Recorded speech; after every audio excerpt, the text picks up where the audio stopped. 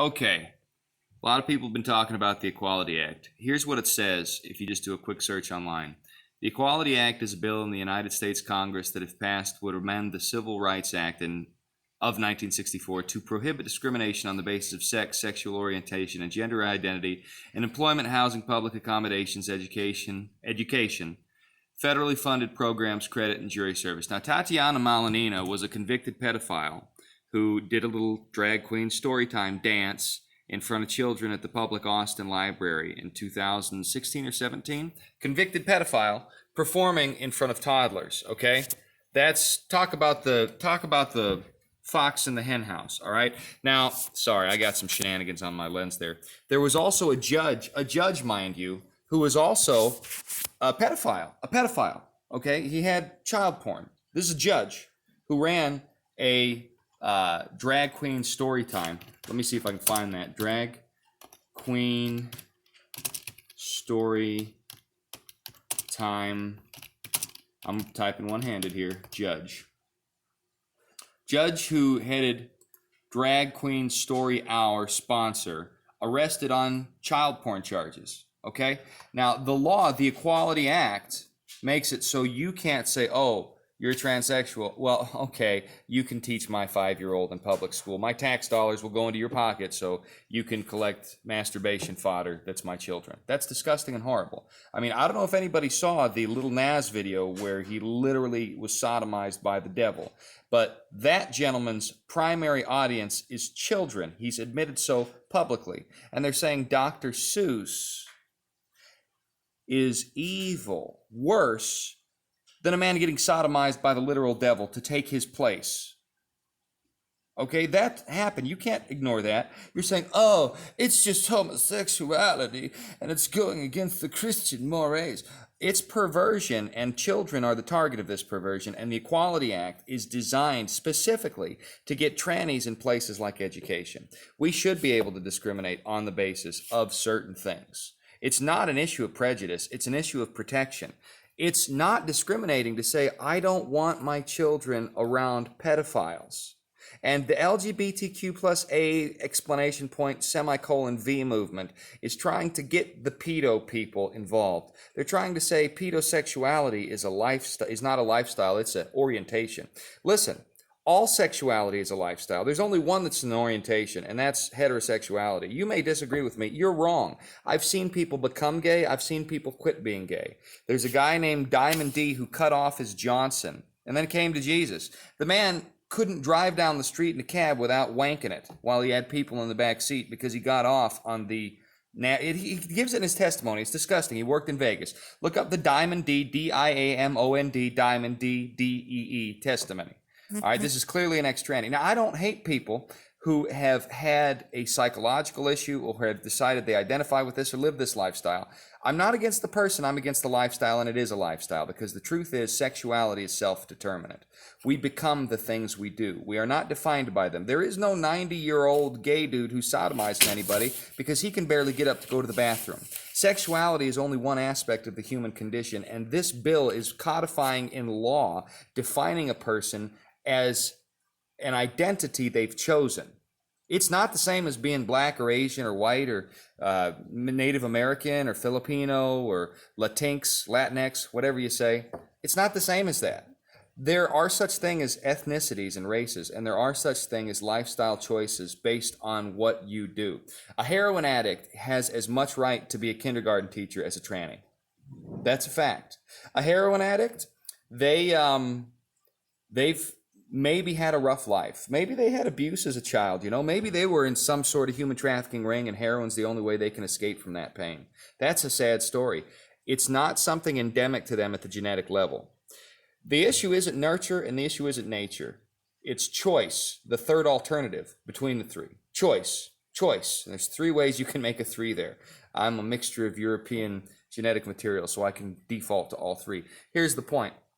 It's not about your environment. It's not about your genes. It's about the choices you make based on your environment and your genes. There's people who are born without limbs who become athletes.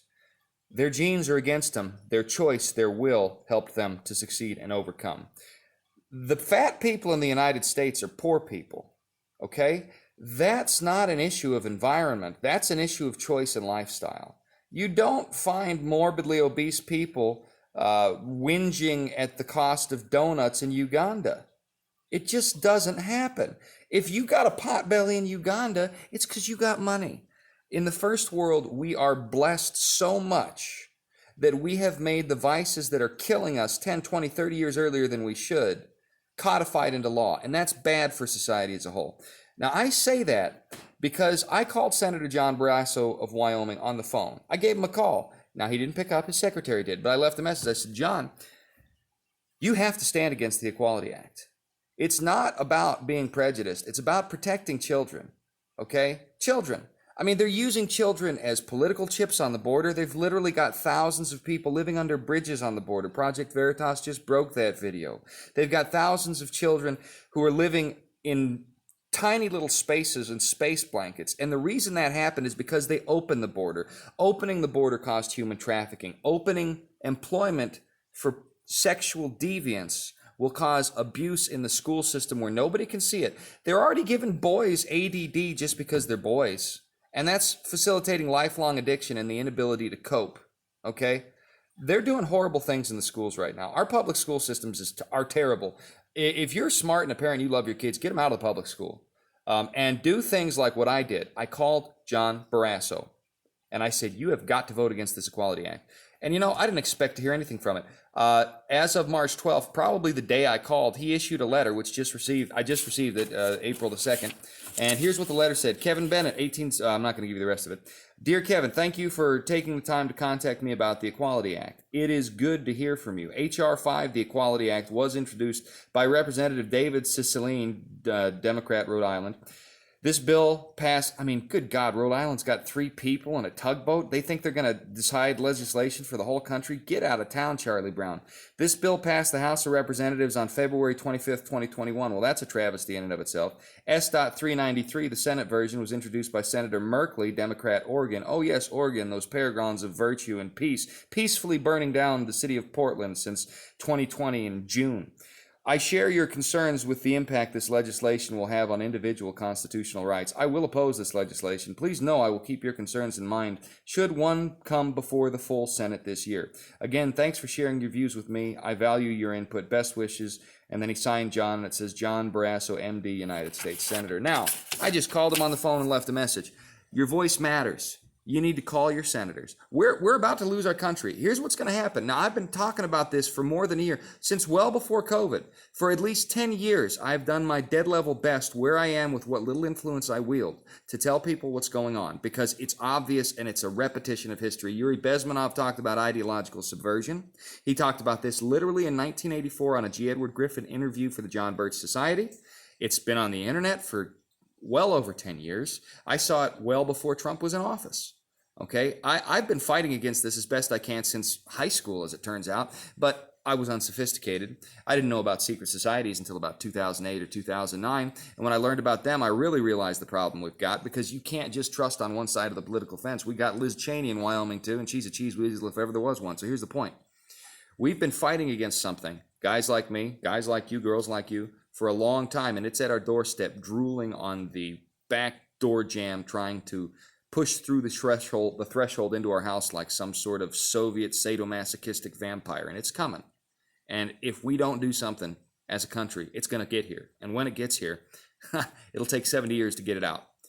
In Soviet Russia, the Bolsheviks seized on opportunism to exploit the stupidity of those in the lower classes for the purposes of facilitating an uprising against what was really mismanagement and wasn't really corrupt. The Tsar Nicholas and family were not an evil bunch of tyrants. They just weren't the best at their job. The Bolsheviks exploited that. The Jacobins did the same thing in France. Marie Antoinette, she was a teenager. She didn't say let them eat cake because she was trying to be mean. She said that because she was dumb. Okay, she's like, oh well, we have this cake. Why can't they eat this cake? She didn't know the situation. And the Jacobins, under Robespierre et al., they twisted that to make it look like she was crapping on the working class poor. She wasn't. She was dumb. And they beheaded the woman. And then there was a terror where people were killed, It was horrible, and France has never really recovered. They've been treading water and whinging ever since. Right now, they're overrun with an Islamic population that has made places like France one of the rape capitals of the world. People don't go to France for tourism anymore under Macaroon. They leave France alone because they don't want to get raped and stolen from by a bunch of third world migrants who were brought up there for political artifice. Now that's coming to the United States. It's knocking on our border. There are already more than 11 million illegals in this country, and millions more are coming. We're talking hundreds of millions. The United States is the third most populous country in the world. There's 1.2 million in China, 1.5 million in India, 332, probably closer to 380 million with all the illegals that aren't documented and can't be counted in this country. They're going to try and flood the country with hundreds of millions or more, and they're setting in place edifices through the law such that when those migrants come, all of our taxes go to them. It's going to cut the country. It's going to pop up tent cities all along the border, and they're going to invade like a cancer toward the center of the country. And it's going to get worse and worse and worse. And things like the Equality Act, which put trannies in the schools and brainwash the children from a young age, terrorizing them and hurting them, are going to make them less able to stand against this, so that the wickedness, the cancer that's being pushed on our country from the left, from the top down, is to such a degree that we don't even know where to start to dig ourselves out. And this is pushing toward a single end game.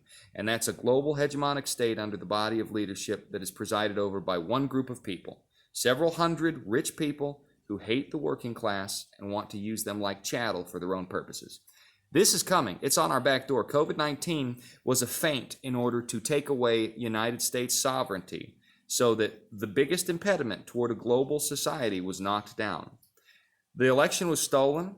There were over 56 million new voters registered in 2020. Between 1996 and 2016, roughly 1 million were registered a year. That's 20 million total. Our election was stolen. Okay? There's no way 56 million people registered in 2020, even with the illegal migrant population, and if you account for 3 or 4 times the registered amount of people normally in that time period, it doesn't come up to 56 million. 1 million a year, that's 4 million between 2016 and 2020. 10 times the number's 40 million, okay? 56 million divided by 4, that's, 16 times, isn't it? 16 times the number? 16 times the number of people normally registered to vote. Registered. That mail-in voting doesn't account for it. People turning 18 doesn't account for it. Migrants coming across the border doesn't account for it. There's one thing and one thing only that accounts for what happened in 2021 and 2020, and that's fraud. Joe Biden is not our legitimate president. He stole that election. He can't even walk up the stairs or complete a sentence. He says the best way to get something done is to, well, that's all it is. Okay, this is a Manchurian candidate. We're seeing it writ large. You need to wake up. Okay, you have got to fight. You have got to call your senators. You've got to call your Congress people. You've got to demonstrate. You've got to go into places without a mask. You have to avoid the vaccine, and you have to tell others to avoid the vaccine. And you have to pray to God every single day you're awake. You have to wake up and pray to God, and you have to go to bed and pray to God. And when you think about something, you need to pray about it, because this requires supernatural deliverance. There's no way we're getting out of this on our own. So God bless you. Call your senator. He wrote me back. It's probably a form letter, but he listened. They will listen.